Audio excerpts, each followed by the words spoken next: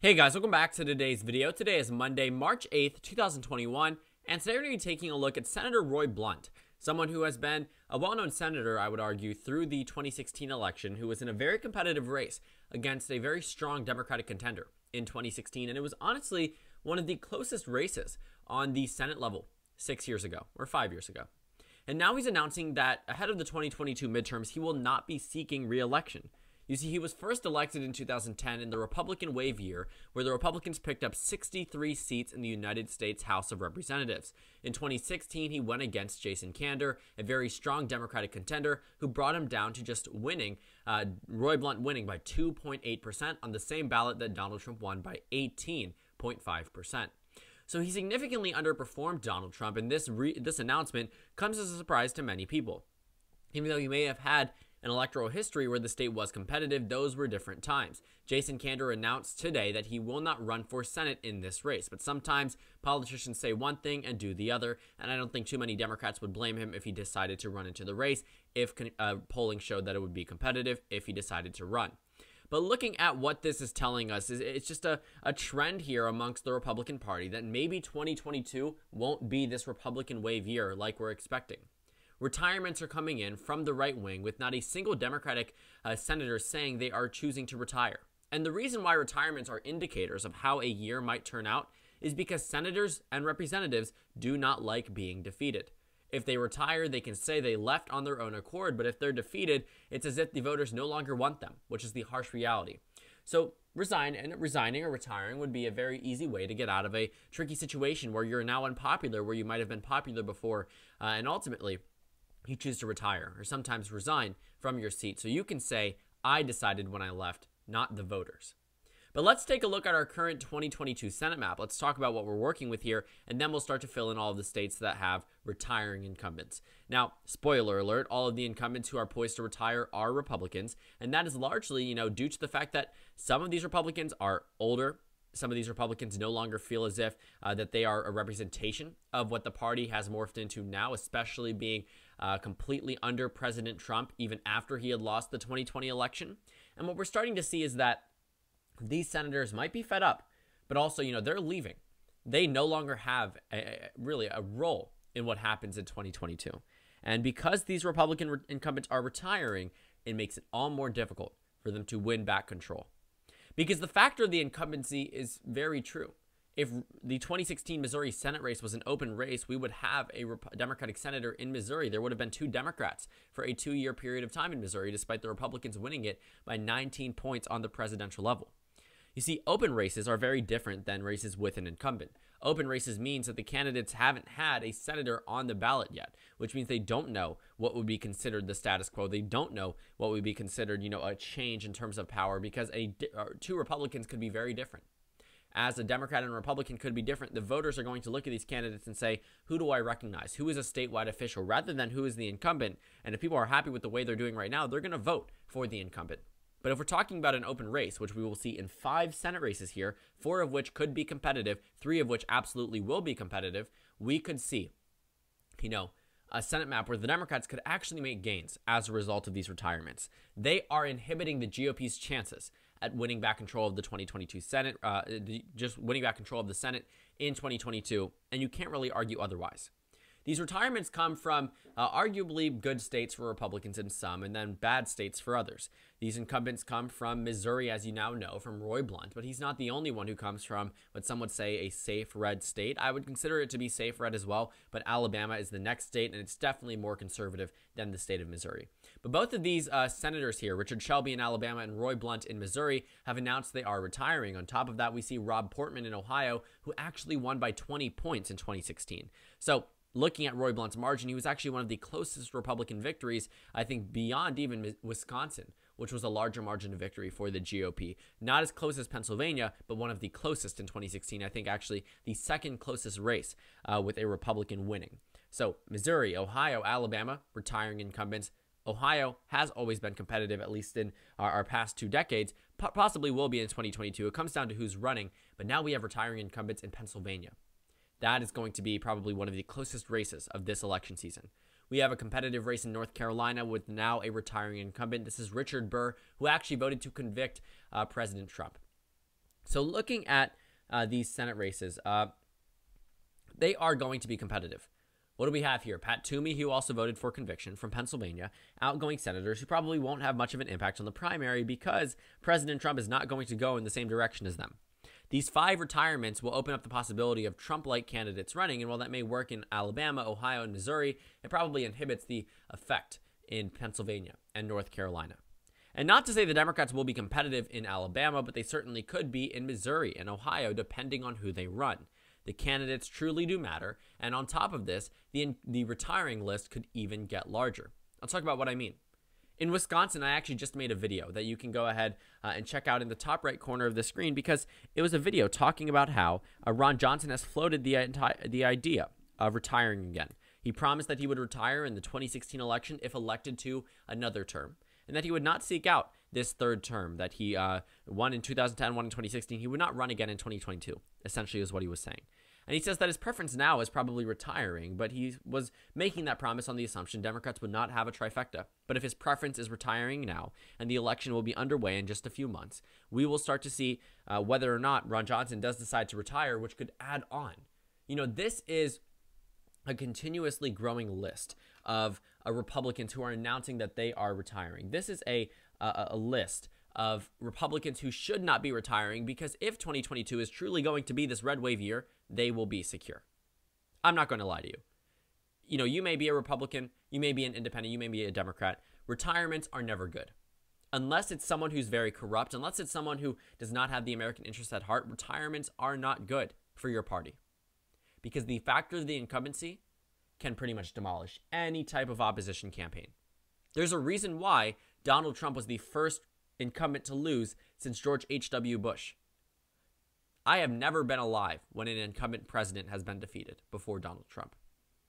So looking at the factor of the incumbency goes well beyond local races, House races, state races, Senate races, even to the presidential level. And these retirements are not what we saw happen in the past. Let me bring you back to 2018. Let's go back to 3 years ago when the Senate saw 2 pickups for the GOP, but the Democrats were able to demolish the Republicans in the House, right? But the Senate actually was better than the Democrats were expecting. Looking at the Senate races that were up in 2020, if every state had voted the same way it did in 2016, the Republicans would have won a total of 60 seats. I'm not kidding. 60 to 40. But Democrats were able to pick up states in Arizona, a state they had lost in 2016. Hold on to Montana. That's 2. Wisconsin, Michigan, Pennsylvania, Ohio, West Virginia. That's a total of 7. They were able to prevent Republicans from getting to 60. And while 53 isn't too good, it's certainly not as bad as it could have been. But looking at the incumbents who retired, what do I have to point out? You know, essentially these retirements, there was not a single Democrat who decided to retire in 2018 in the Senate races. Not a single Democrat. There were 3 Republicans who decided to retire, 2 of which were held, but 1 was picked up. That was Jeff Flake in Arizona. But looking at that, looking at the 3 Republicans who decided to retire, it was Orrin Hatch in Utah. It was, I think, Corker in Tennessee. We can check really quickly. I don't know why I'm trying to guess when the numbers are here. Tennessee. Bob Corker, yes. He retired, and it actually was much closer. You see, when incumbents aren't there, you don't have the factor of the incumbency. Sometimes incumbents are so unpopular they lose, but looking at the close races here, I mean, Claire McCaskill only lost by 6 points. And I know that may seem like a lot compared to, 3 points of a victory in 2016 for the Republicans, but 6 points, that is not that large of a margin. Keep in mind, Trump had just won it by 18.5. 18.5 down to 6, we're talking, cutting it two-thirds. On top of that, it's not just here. Tennessee, right? I was talking about Bob Corker. This race was won in 2012. Let me show you really quickly. With 64.9% of the vote. Well, in 2018, it was won with just 54.7%. In Utah, Mitt Romney, actually very popular, did very well in this Utah Senate race. Let's go back to 2012. On this same ballot, Orrin Hatch won by larger. And it was because 2018 was a blue wave year, but we're trying to figure out what type of year 2022 will be. And because we are seeing 0 Democrats announce they are retiring right now, means that many of them don't think they have a bad chance of winning their Senate elections. Let's go to the worst year for Democrats in the 21st century. It was not 2010, but actually 2014. This was a year where the GOP was able to bring the Democrats down to just 188 seats. On top of that, they were able to win back control of the Senate Republicans up to 54 to 46. Well, what do you notice? There were incumbents who lost re-election, but in terms of those incumbents who retired, well, first things first, Saxby Chambliss actually had a very competitive Senate race in 2008. Let me show you that. David Perdue is a name that you might recognize. And even in 2014, what we saw, first of all, when you see 57% look at the initial round, this is forced into a runoff, right? And the runoff actually heavily favored the GOP because the Democrats had nearly a 60-seat majority. This would have put them at 60. So much money was funded into it, and many Democrats crossed over because they realized, checks and balances are good. 60 would be filibuster-proof. But looking at the 2014 Senate election results here without Saxby Chambliss, what happened? David Perdue only won by 7.7% in a red wave year. Sure, 7.7% I would say is okay, especially compared to his 2021 defeat. But looking at that, it's an indicator. When the incumbent isn't there, you do lose. You do win by a smaller margin, especially if you're a member of the same political party. Looking at the incumbents who retired, though, what we saw, in Michigan, it worked out. Gary Peters actually had a very stellar performance. It didn't end up making too much name recognition in time for 2020, but was able to ride that wave in Michigan. On top of that, what we saw, though, was that there were Democrats who retired. Let's take a look, looking at the gain list. What we notice is that the incumbents who retired, I think South Dakota was a perfect example. Let's go down here. So in South Dakota, what we saw was that the Democrat decided to not run. Well, in 2008, it says here they won with 63% of the vote. And ultimately, it came down to a point where we were seeing the GOP gain 13% of the vote and the Democrats decreasing by 33% because this incumbent was not on the ballot and the incumbent decided not to run. When we're adding up the numbers here, what you will notice, and it's going to take a little bit for me to get there, but what you'll notice is that there were, I believe, equal amounts of Republicans who retired and Democrats who retired, an equal amount here. And what that tells me is sort of that, because of this, because of these retiring incumbents, we saw an even split because some of these Republicans knew their races would be safe, and some of these Democrats simply just did not want to lose. They simply did not want to lose. And that is exactly what could be happening here in 2022. I'll bring you back to another red wave year. Since we're talking about midterms, let's hit 2010. In 2010, we saw 6 Democrats retire and 6 Republicans retire. This means that these Republicans said, I don't want to run again, whatever. I'm going to leave office. I've been here too long. I've accomplished all that I needed to. I'm getting old. Whatever the reason was, we saw 6 Republicans retire. Well, look at those races. Not a single one was won by the Democratic Party. But for Democrats, 3 of them were won by the Republican Party. And they came from states that were actually, not supposed to go too bad for Democrats. I mean, Democrats surprisingly kept West Virginia, and they were able to carry Delaware and Connecticut, but lost Illinois. Isn't that interesting? Illinois. Why would you ever lose Illinois? Just a red wave year. They lost Indiana. Evan Bayh actually had a very good shot at 2016, ultimately ended up losing, but by a much smaller margin than Hillary Clinton. And then North Dakota was just a done deal for Democrats, ultimately bringing the GOP to a point where they were defeating incumbents and winning those seats with retiring Democrats, gaining 6 seats in the Senate. So retirements are indicators of how the year might unfold. When Paul Ryan announced ahead of the 2018 House elections, what we saw was that because of this announcement, we saw a number of other Republicans follow suit.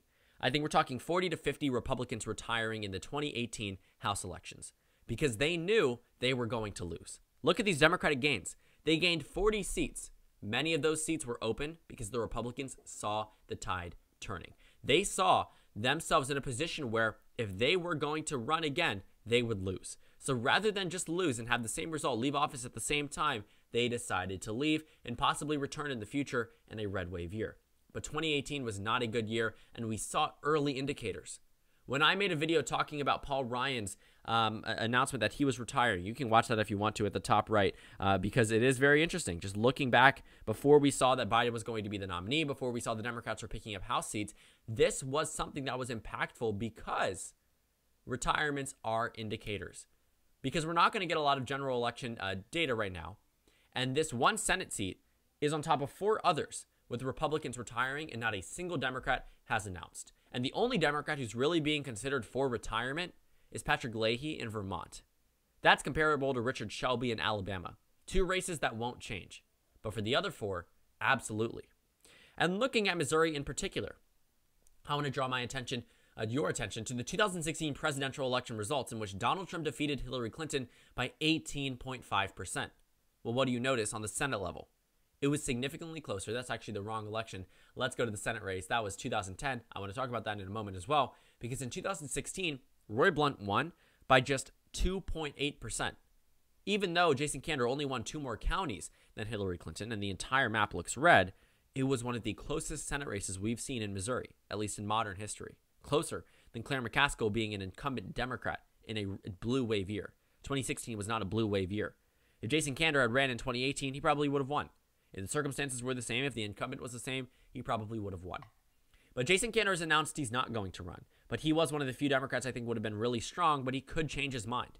But this retirement means that, people like Kander, if the Democrats can find someone similar in character, similar in statewide recognition to run against whichever Republican that decides to run in 2022, they could make Missouri competitive. Because even in 2010, which was a very solid year for the GOP, very, very solid, Roy Blunt still wasn't able to reach Donald Trump's margin. Sure, this was his first election, and it also points out the fact that non-incumbents don't win by as large as an incumbent would.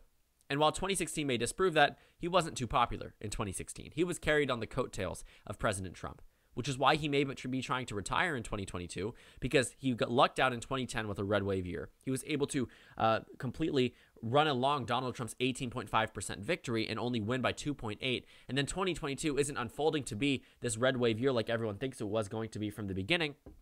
I mean, looking at Missouri, it certainly could be competitive. But in 2020, it voted for Donald Trump. We saw Joe Biden win the same counties as Hillary Clinton. Donald Trump won 56.8% of the vote to 41.4% of the vote. We're talking about a margin of around 15.4% here, which is closer than 2016, which also could be an indicator for 2022 if, he was only able to win with an 18.5% victory and it's narrowed down by 3 points and he won by 3 points. I mean, the math is there. The math is mathing. We are starting to see a numbers reason as to why Roy Blunt might decide against running and has decided, against running for Senate. On top of that, Joe Biden is popular. You see, this honeymoon period is extending. Now, we've seen Obama, we've seen presidents before with higher approval ratings as of right now. We can compare the first 48 days between the presidents. George W. Bush actually was approved of more than Biden. Obama certainly was. Trump absolutely wasn't. Bill Clinton was. George H.W. Bush was. And Reagan was. Carter was. Ford was not. Nixon was. So going back all the way to the 60s, there's a few exceptions, but generally the president was approved of more than Biden. But you do have to point out that Trump was someone who was unpopular. And Trump wasn't able to make 2018 that red wave year like he promised. He wasn't able to make 2020 that red wave year like he promised. And if Trump is the face of the GOP for the next 2 years at least, Roy Blunt, Rob Portman, Richard Shelby, Richard Burr, Pat Toomey might be afraid about their chances in the future. Rather than be defeated by the voters, you would like to be leaving on your own terms. You would like to know when your farewell speech to the Senate is going to be. Not that it was forced upon you. You would like to know when you're doing your retirement speech, when you're announcing it. You get to control the narrative if you are on your way out. And that's a luxury you get as an incumbent. But it also does display a sign of weakness. Because what we're looking at is that Biden's approval rating is holding steady. And as he starts to get these COVID-19 relief checks out, as he starts to get the Senate to pass major pieces of legislation, and as we start to see vaccines increase, which is phenomenal for our country. I am so proud to see that we are at 2.1 million doses per day, with 10% of the population fully vaccinated. That means you go out to the general public, you take 10 Americans, 1 will be fully vaccinated. You take 6 Americans, 1 will be at least 1 shot vaccinated, which means if you have Pfizer, after a few weeks, based off studies from the Israel ministries, we're talking 93% efficacy. Not enough to completely defer the second dose, but what we're seeing is that these vaccines are getting out. And I applaud the Biden administration for this. I would applaud the Trump administration had Trump been reelected, and we would be at the same point, in that scenario. But this is very good for our country. Nobody is going to look at this and say, wow, this is bad for our country. And the reason why anyone looks at this and says it's good is the reason why Biden's popularity rating might actually increase. With the COVID-19 relief bill passing the Senate, all it has to do now is just completely finalize and the checks get sent out momentarily. The Democratic Party made this promise to pass relief, and while it did take 2 months, it got there. And I think the Democrats are going to bank on these promises entering into 2022 saying, we conquered a global pandemic, which is why some of these Republicans are looking at the tide and saying, it's not red yet. It's not getting to that red wave year. There is time to build it up. There is time to eradicate COVID-19 and direct the attention towards the gas prices, which, that's an argument as to whether or not it actually has to do with the president whatsoever. But looking at the things that average Americans normally care about without a global pandemic obviously going on, that's what the Republicans might start diverting attention away from. But these 5 Republicans retiring are indicators that 2022 just might not be that red wave. As we've been promised by members of the right-wing media, as we've been promised by members of CPAC, of the NRSC, of the NRCC, whatever it is, we have been told this will be a red wave year. But is it going to be? These senators know from top Republican officials how their race might end up. They've done the calculations. They've looked at the Biden administration. They've looked at the popularity rating now. And while it is very much premature to assume the year would be a blue wave year, it is way too premature as well to assume it will be a red wave year. Even though 2018 was going to be declared a red wave year as we started seeing those special elections pour in, the 2017 governor elections pour in, that's a better indicator. So we will know in a few months, but this is not a good sign. With 0 Democrats set to retire, this leaves 5 open races, 5 open Republican races, when the majority comes down to every single seat. If the Republicans pick up Georgia, the Democrats could counteract that by picking up Pennsylvania. If the Republicans pick up, Arizona, the Democrats could counteract that by picking up North Carolina. Democrats have options now. Because we are seeing these Republicans retire, these races are no longer going to be rated safe off the bat. And that's the unfortunate reality for the GOP, that looking to 2022, it's not shaping up the way they promised it would. So thank you guys so much for watching this video. Make sure to comment down suggestions below. Subscribe on the left if you haven't already, and check out the Instagram and Twitter. At the bottom left of the screen, there's also a Discord server for you to go ahead and join. On the screen, there's a video you can watch, and then a playlist for my 2022 United States Senate election analysis videos. Again, thank you guys so much for watching, and I will see you all later today.